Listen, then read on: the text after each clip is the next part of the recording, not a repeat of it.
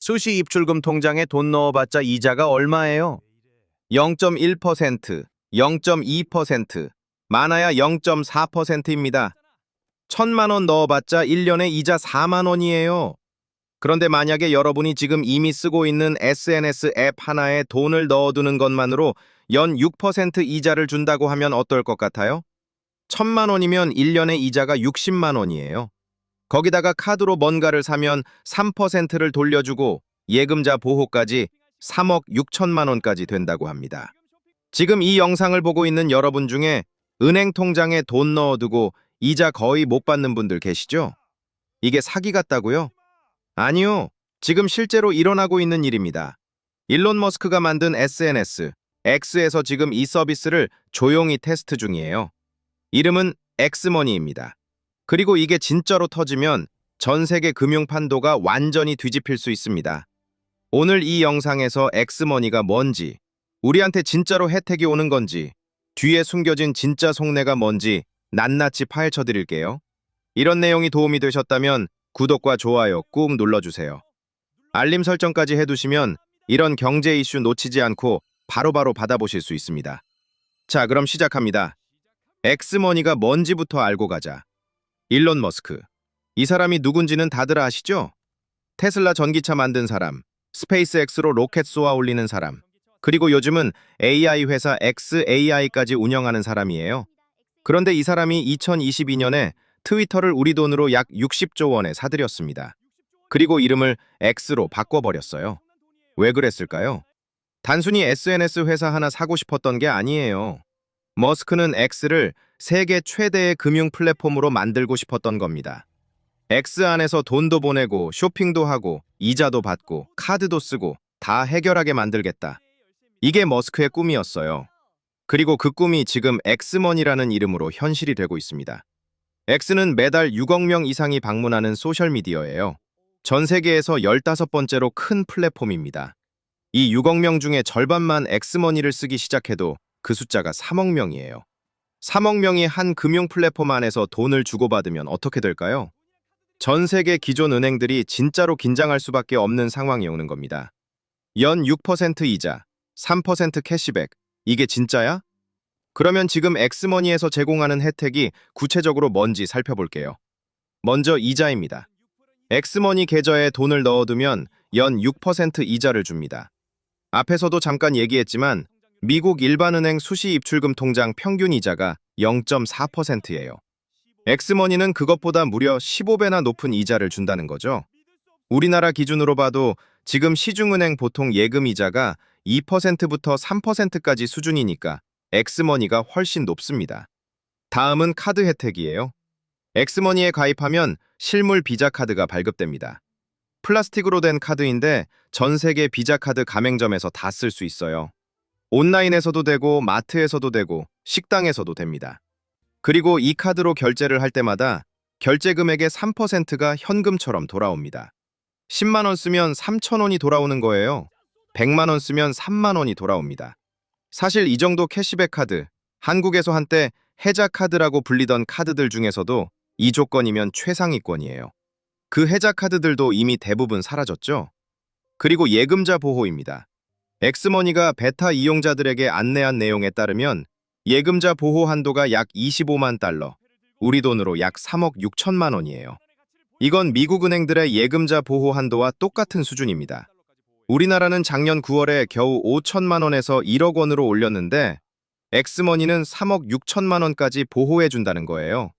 안전성도 이자도 혜택도 기존 은행이 따라올 수 없는 조건입니다. 근데 이거 아무나 쓸 수 있는 거 아니야? 여기서 중요한 포인트가 있습니다. 지금 이 혜택들은 전부 베타 이용자, 즉 테스트 단계의 소수 사람들한테만 제공되고 있어요. 2025년 3월에 일론 머스크가 4월부터 엑스머니가 일반에 공개되기 시작할 것이라고 예고했고 실제로 미국의 일부 유명 연예인을 통해 시범 서비스가 열렸습니다. 그런데 2025년 5월 기준으로 아직 정식 출범은 하지 않은 상태예요. 시스템은 거의 다 갖춰졌지만 공식적으로는 아직 베타다 단계입니다. 그러면 이 파격적인 혜택들이 정식 출범 이후에도 유지될까요?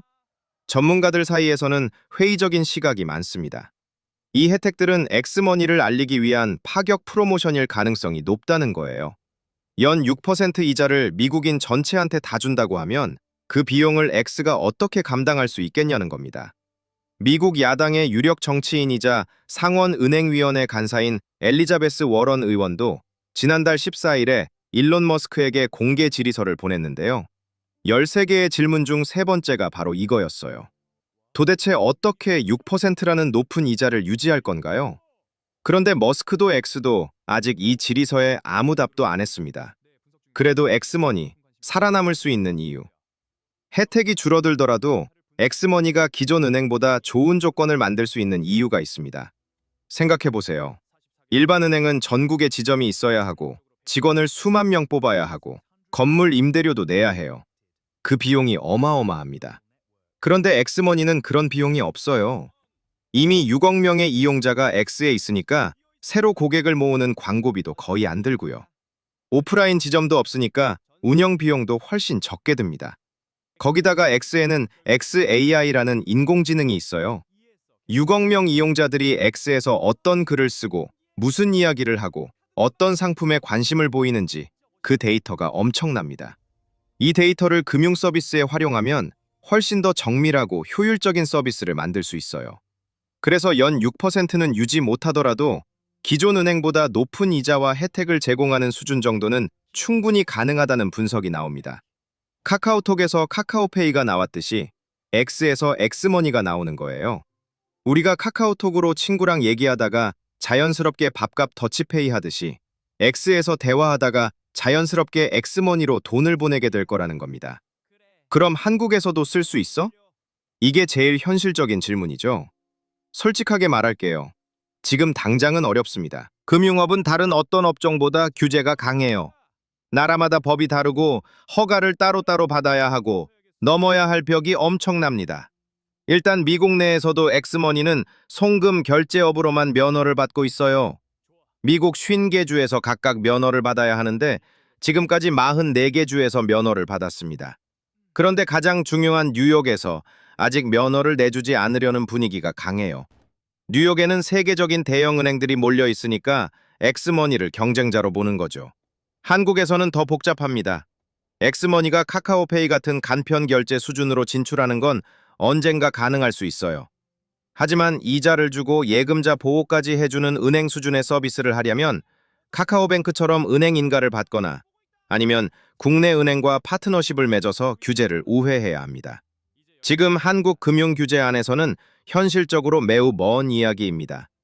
엑스머니 자체도 현재는 미국 밖에서 사업을 추진하려는 움직임을 전혀 보이지 않고 있어요. 엑스머니의 진짜 꿈, 스테이블 코인. 여기서부터가 진짜 핵심입니다. 엑스머니와 관련해서 지금 세계적으로 가장 뜨거운 이슈가 있어요. 바로 스테이블 코인입니다. 스테이블 코인이 뭔지 중학생도 알 수 있게 쉽게 설명할게요. 보통 비트코인 같은 암호화폐는 가격이 하루에도 몇십 %씩 오르락내리락 해요. 그러니까 돈처럼 쓰기가 어렵죠. 오늘 10만 원어치 샀는데 내일 5만 원이 되면 곤란하잖아요. 스테이블 코인은 이 문제를 해결한 암호화폐예요. 달러 같은 실제 화폐와 1대1로 가치가 연동되어 있어서 1 스테이블 코인은 1달러가 항상 유지됩니다. 가격이 안 변하니까 실제 결제에 쓰기가 훨씬 편해요. 그런데 엑스머니가 파트너로 선택한 크로스리버 은행이라는 곳이 있어요. 미국 뉴저지에 있는 작은 은행인데 암호화폐 업계에서는 엄청 유명한 곳이에요. 스테이블 코인을 발행하는 서클이나 코인베이스를 비롯해서 미국 전체 가상자산 업계의 은행 시스템을 제공하는 데 특화된 곳이거든요. 그래서 엘리자베스 워런 의원도 질의서에서 이 질문을 했어요. 엑스머니, 스테이블 코인 발행할 겁니까? 기존 달러 중심의 금융 질서를 흔들 겁니까? 아직 머스크는 공식적으로 스테이블 코인을 발행하겠다고 밝힌 적은 없어요. 하지만 맥락을 보면 방향이 어느 정도 보입니다. 머스크는 엑스머니에 코인 통합이 이루어질 거라는 발언을 한 적이 있고 엑스머니의 파트너인 비자도 스테이블 코인을 이용한 결제와 정산을 빠르게 확대하고 있어요. 심지어 미국, 유럽의 대형 은행들까지 자체 스테이블 코인을 발행하려는 움직임을 보이고 있습니다. 우리나라로 따지면 신한은행 코인, 하나은행 코인을 만들겠다는 거예요. 이런 흐름을 보면 X가 언젠가 스테이블 코인을 발행할 가능성이 꽤 높습니다. 그리고 만약 X가 스테이블 코인을 발행하면 X 이용자 6억 명이 자연스럽게 그 코인을 쓰게 될 수 있어요.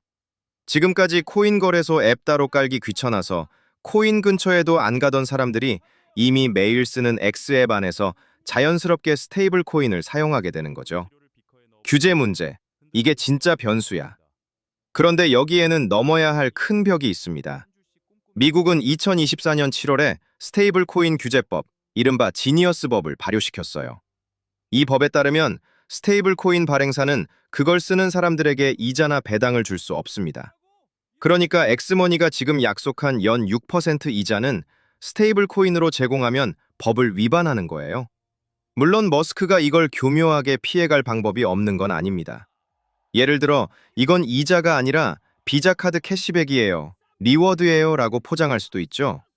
아니면 X 이용자들끼리 국경을 넘어서 코인이 왔다 갔다 하게 하면서 해외 송금의 경계를 조금씩 허물어뜨리는 방식으로 갈 수도 있어요.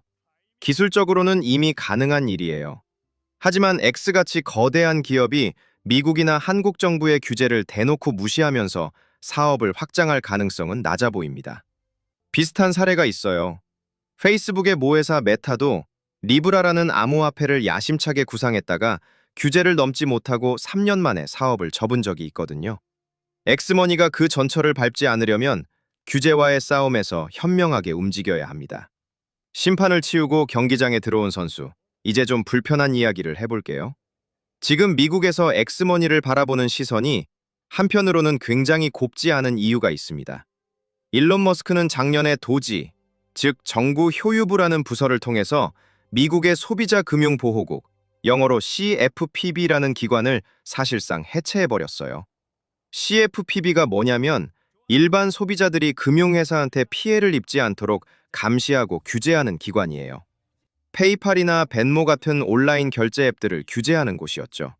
그런데 머스크가 정부에 들어가서 이 기관을 사실상 무력화시켰고 여기에 소송이 걸려있던 여러 기업들의 소송이 흐지부지 됐어요. 그리고 몇 달 후에 엑스머니 출범이 임박했다는 소식이 나왔습니다. 타이밍이 너무 절묘하게 겹치죠? 자기 경쟁자들을 규제하던 감독기관을 해체하고 그 기관이 가지고 있던 경쟁사 정보에도 접근한 뒤에 자기 사업을 출범하는 거 아니냐는 의심이 나오는 겁니다. 까마귀 날자 배 떨어진 건지 아니면 의도한 것인지 지금 미국 내에서 뜨거운 논쟁의 대상이 되고 있어요. 이게 단순한 음모론이 아니라 엘리자베스 워런 같은 유력 정치인이 공식 질의서로 문제를 제기할 만큼 진지하게 다뤄지고 있는 이슈입니다. 머스크에게 금융이란 무엇인가? 사실 일론 머스크에게 금융은 시작이자 끝이에요. 많은 분들이 머스크를 전기차 사람, 로켓 사람으로 기억하지만 사실 그의 첫 번째 성공은 금융이었습니다. 1999년에 머스크는 X.com이라는 온라인 은행을 세웠어요. 그리고 이 회사가 나중에 팔란티어의 피터 틸과 함께 만든 페이팔의 모태가 됩니다.